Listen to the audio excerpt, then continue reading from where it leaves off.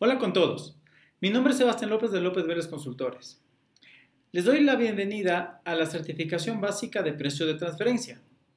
Esta certificación tiene como objetivo entender las operaciones entre partes relacionadas y poder valorar si las mismas cumplieron o no con el principio de plena competencia, es decir, si estas fueron pactadas como lo hubiesen hecho parte de independientes en el mercado. Como ustedes sabrán, hoy en día ha tomado mucha relevancia las operaciones entre partes relacionadas por la facilidad con la cual las compañías multinacionales pueden interactuar entre ellas, ¿no? Entre diferentes países. Ahora nosotros vamos a ver el contenido de la certificación básica. Esta certificación consta de 5 secciones. La primera es una breve introducción y los conceptos básicos de la misma sobre precio de transferencia y fiscalidad internacional. En la segunda sección revisaremos lo que es el análisis de comparabilidad. En la tercera, la metodología para verificar el principio de plena competencia. En la cuarta sección, qué son los ajustes de comparabilidad. Y en la quinta sección y finalmente, qué es el rango de plena competencia y los indicadores de rentabilidad. Ya para irnos centrando en esta sección, la primera que va a abarcar la introducción y los conceptos básicos, nosotros vamos a revisar qué es la globalización, qué es la planificación fiscal internacional, qué son los paraísos fiscales, qué son los precios de transferencia, que es lo que abarca esta temática, qué son partes relacionadas y qué del principio de plena competencia. En primer lugar, ¿no es cierto? Dentro de la introducción y conceptos básicos de precio de transferencia, no podemos dejar de hablar de la globalización. La globalización, como ustedes sabrán, es la interacción mundial entre personas o compañías que ha permitido elaborar estrategias para aprovechar ventajas competitivas de los diferentes territorios. Estas ventajas competitivas pueden ser económicas, operativas, financieras, tributarias, etc. Es decir, cada país ofrece un tipo de ventaja para atraer la inversión a su territorio.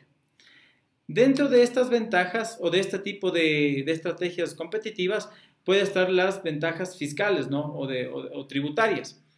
Cuando existen este tipo de ventajas tributarias o fiscales, ahí se dan las estrategias de planificación fiscal internacional. ¿Y estas qué son? Dice que son estrategias de los grupos multinacionales para identificar beneficios tributarios en diferentes jurisdicciones fiscales y, motivado por estos tipos de beneficios, a deslocalizar las funciones y los riesgos de la compañía total, con el fin de optimizar la carga fiscal del grupo multinacional.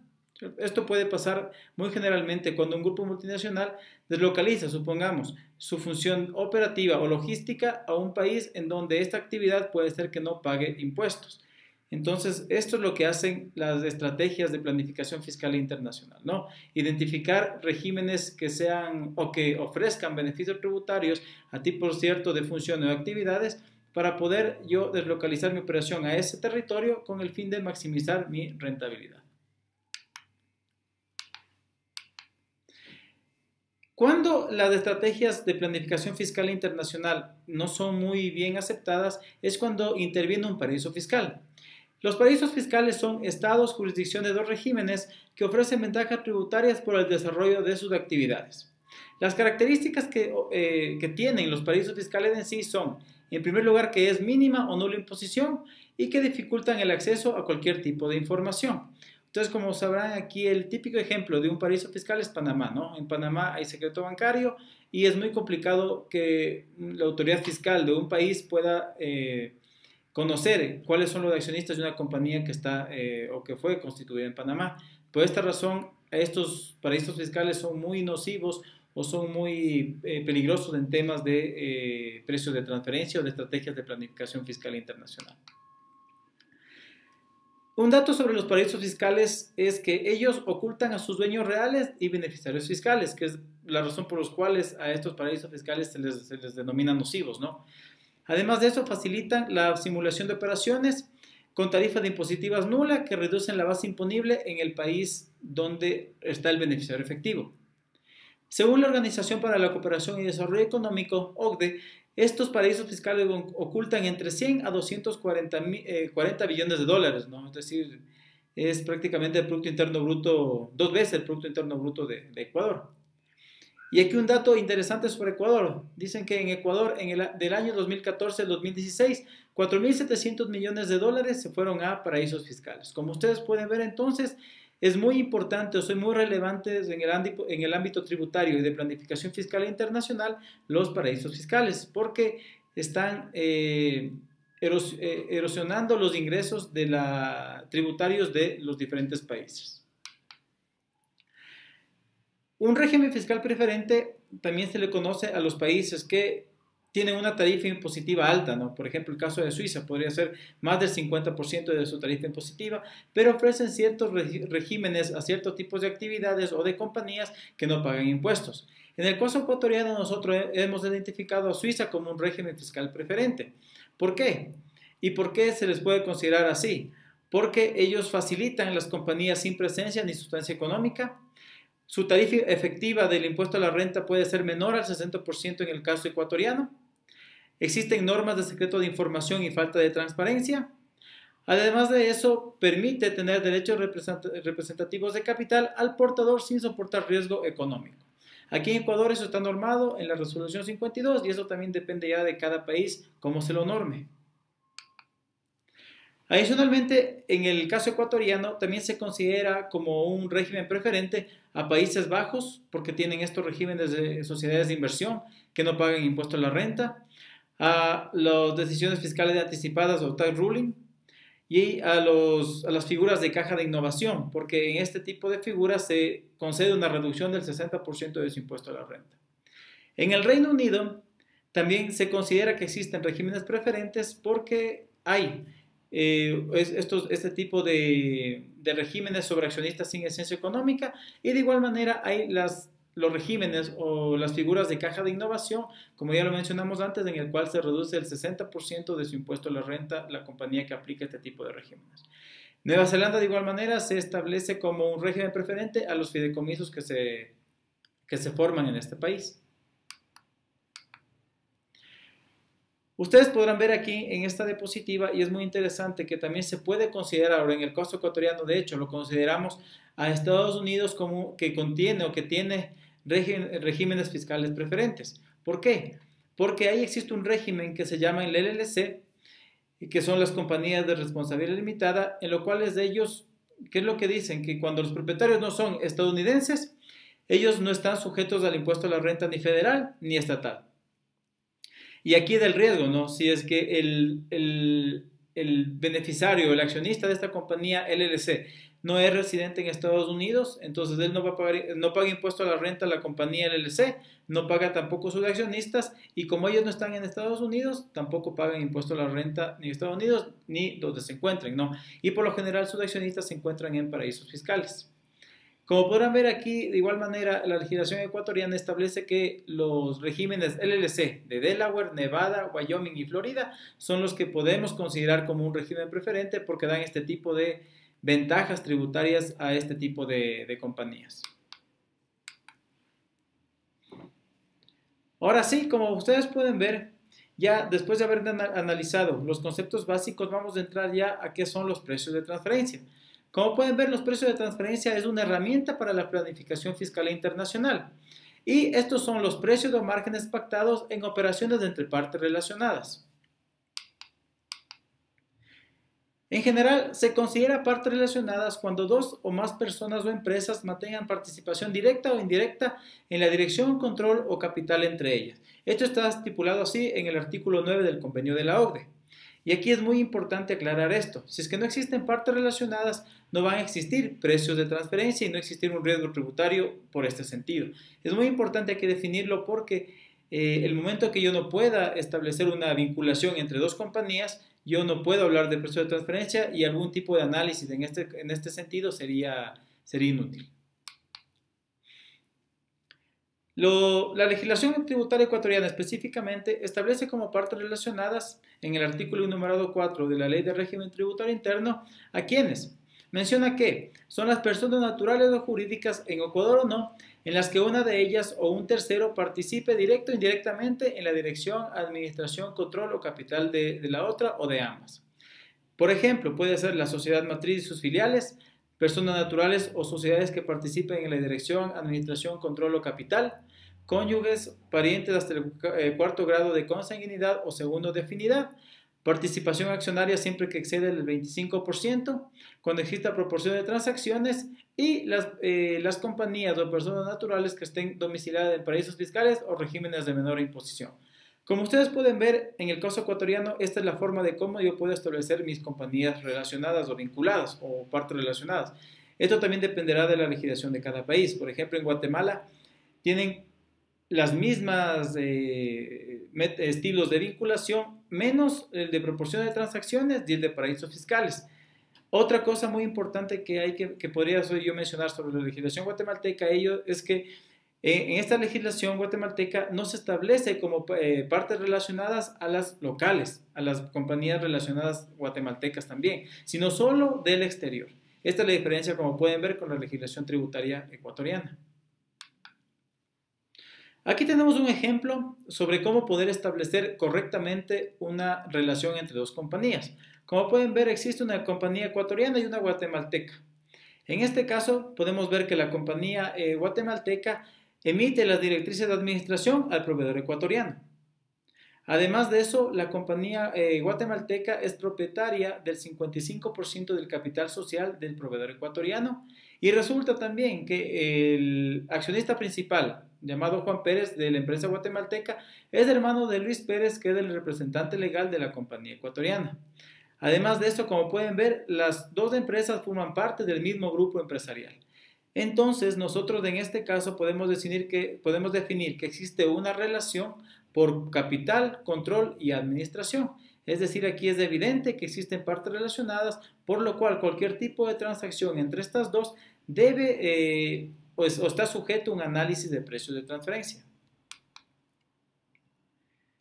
Aquí nosotros ya podemos tener un concepto más específico de lo que son o del principio de plena competencia, ¿no? Que es con lo que deben cumplir las partes relacionadas. Y menciona que cuando se establecen condiciones entre relacionadas, comerciales o financieras, que difieren de las estipuladas entre independientes, las utilidades que hubieran sido obtenidas por una de las partes de no existir dichas condiciones, pero que, por razón de la aplicación de esas condiciones no fueron obtenidas, serán sometidas a imposición. Esto está en el artículo 9 del modelo de convenio de la OCDE. ¿Esto qué quiere decir, no? Ya traduciéndolo, quiere decir que cuando entre compañías relacionadas por algún tipo de relación especial, por ese vínculo que existe entre ellas, una de las dos compañías deje de tener impuestos o se vea perjudicada, eso se deberá comparar con lo que hicieron compañías independientes en el mercado y se deberá hacer un ajuste por ese valor. Como pueden ver, nosotros aquí ya hemos entrado a las definiciones generales de lo que es la planificación fiscal y sus riesgos de precio de transferencia y cómo es lo que trabaja. Ahora nosotros vamos a hacer un ejemplo de cómo detectar si existe o no un riesgo tributario por estrategias de paraísos fiscales utilizando precios de transferencia. En primer lugar, se debe definir que va a existir un riesgo tributario cuando yo utilice mis precios de transferencia con paraísos fiscales con el objetivo de no pagar el impuesto a la renta. Ejemplo, la empresa relacionada en Ecuador produce televisores y los vende a su parte relacionada en Panamá, que como ya lo vimos es un paraíso fiscal. Esta compañía panameña, que está en el paraíso fiscal, compra los televisores a la compañía ecuatoriana que es subrelacionada y los vende a un tercero independiente en Estados Unidos. Como pueden ver, en cambio, cuando no va a existir un riesgo tributario es cuando existe una transacción en la cual interviene un paraíso fiscal, pero es entre compañías independientes, porque ahí no va a haber ningún tipo de afán en transferir la utilidad de ese paraíso fiscal y no pagar impuestos en Ecuador, en Guatemala o en el país fuente, ¿no? Sino que es una transacción que se da entre partes independientes. Entonces ahí no existe riesgo. Si nosotros ya nos podemos analizar en el ejemplo que dimos sobre la operación vinculada, como mencionábamos anteriormente, como ustedes recordarán, la parte relacionada ecuatoriana le vende un televisor a $150 a su compañía en Panamá, la cual posteriormente le vende este mismo televisor a $290 al contribuyente independiente en Estados Unidos. La compañía panameña no realiza ningún tipo de de adición de valor agregado, ningún tipo de actividad adicional para darle un valor a ese bien. Es más, como pueden ver en la gráfica, el producto va directamente de Ecuador al cliente final en Estados Unidos. Es decir, aquí se nota claramente la intención de únicamente utilizar Panamá para triangular esa facturación. Como pueden ver aquí, nosotros tenemos en el ejemplo que el precio de venta de la compañía ecuatoriana a la panameña fue de $150. La panameña vendió al cliente final en Estados Unidos un precio de $290 y resulta ser que el precio de mercado de plena competencia del televisor es justamente los $290. ¿Cómo quedaría entonces ya un estado de resultados de pérdida de ganancias tanto de la compañía relacionada ecuatoriana como de la compañía relacionada panameña? Como podemos ver, la compañía ecuatoriana generó una pérdida operativa de -3. ¿Por qué? Porque su ingreso fue de $150, ¿no es cierto? Ese es el precio al cual vendió a su parte relacionada en Panamá. Pero sus costos y gastos resultaron ser de 153. Costo de ventas de 115 más 38 da 153. Entonces aquí esta compañía, por esta razón, la compañía ecuatoriana relacionada obtuvo una pérdida, porque tuvo de ingreso $150, pero sus costos y gastos fueron de 153, lo que generó dicha pérdida. Por esta razón, entonces, la compañía ecuatoriana no va a pagar impuestos en Ecuador. Ahora miremos el estado de resultados de la compañía panameña. El ingreso para la compañía panameña va a ser de $290, porque esto es el precio al cual vendió al cliente final, ¿no es cierto?, en Estados Unidos.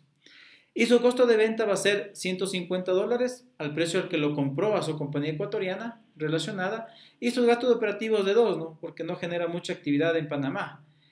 Razón por la cual la compañía relacionada panameña obtiene una utilidad operativa de $138. Sin embargo, esta operación tampoco paga impuesto a la renta en Panamá porque así lo dispone para este tipo de actividades la norma panameña. Como pueden ver aquí, en su conjunto, el grupo multinacional, es decir, la compañía relacionada ecuatoriana y panameña, no pagaron impuesto a la renta, ninguna de las dos, ni tampoco global, lo cual ya deja ver que no es una transacción que lo hayan hecho parte de independientes. ¿Por qué? Porque en esta gráfica podemos ver cómo hubiese trabajado una parte independiente. El fabricante de televisores ecuatoriano independiente hubiese vendido directamente el producto a la compañía estadounidense a un precio de $290. Con lo cual, como podemos ver, el estado de resultados de la compañía independiente ecuatoriana generó una utilidad operativa de $130. ¿Por qué? Porque vende a $290, sus costos de venta son 160 y la diferencia es una utilidad operativa. Es decir, compañías independientes o una transacción sin la influencia de precio de transferencia ni el paraíso fiscal hubiesen obtenido $130 de utilidad operativa, generando un impuesto a la renta del 25%, que es $32,50. Mientras que ustedes, como recordarán, la operación vinculada ecuatoriana generó una pérdida de de $3, con lo cual tuvo un impuesto a la renta de 0, no pagó. Entonces, nosotros de aquí, esto es lo que se procura analizar en una estrategia de precio de transferencia utilizando paraísos fiscales, que las condiciones en las cuales fueron pactadas las operaciones vinculadas o relacionadas no fueron similares a las que lo hicieron parte de independientes. Y aquí es evidente porque se puede notar que la compañía vinculada dejó de pagar impuestos por la utilización de este tipo de estrategia. Por el contrario, una compañía independiente trabajando normalmente paga impuestos al Estado por $32,50. Entonces, este es el riesgo esto es una forma de cómo yo puedo identificar el riesgo de una operación entre partes relacionadas con la utilización de paraísos fiscales. Como pueden ver, perjudican al contribuyente independiente. Ahora ya, como resumen, podemos nosotros establecer que la globalización ha hecho que los grupos multinacionales elaboren estrategias de planificación fiscal internacional con el fin de maximizar su rentabilidad fiscal. Una herramienta de esta estrategia son los precios de transferencia entre partes relacionadas. Si no existe relación, como le dijimos anteriormente, no existen precios de transferencia ni ningún riesgo tributario. Y es muy importante recordar que los precios de transferencia deben cumplir con el principio de plena competencia. Es decir, debe ser similar el resultado de la operación entre partes vinculadas o relacionadas, debe ser similar al resultado que hubiesen obtenido compañías independientes trabajando en circunstancias similares. Esto es lo que se procura analizar con los precios de transferencia. Espero que haya sido muy provechoso esta primera sección y como ustedes pueden ver, ahora ustedes deben contestar la evaluación y el foro sobre este tema. Cualquier inquietud que ustedes tengan la pueden colocar en el foro y posteriormente pasen por favor a la sección número 2 en donde nosotros vamos a ver ya la forma correcta de hacer el análisis de comparabilidad de precio de transferencia. Les agradezco por su participación. Por favor, no duden en cualquier pregunta, hacérmela a través del foro y estoy muy agradecido por su participación.